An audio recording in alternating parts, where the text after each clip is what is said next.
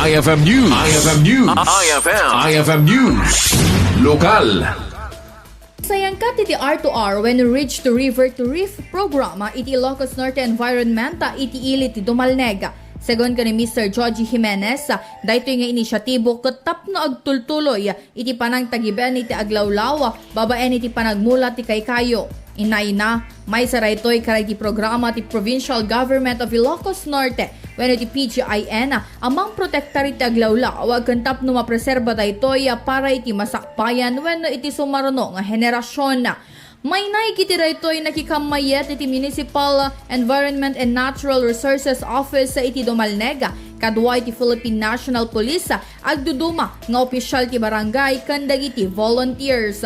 Kabayatan na nagpalagip ni Jimenez iti publiko at tumulong amang tagiben iti aglawlaw saan ket di amang dadael karagitoy. Para iti IFM News, Idol Bernadette Toledo, Tatak, IFM. IFM News. IFM News. IFM News. Lokal.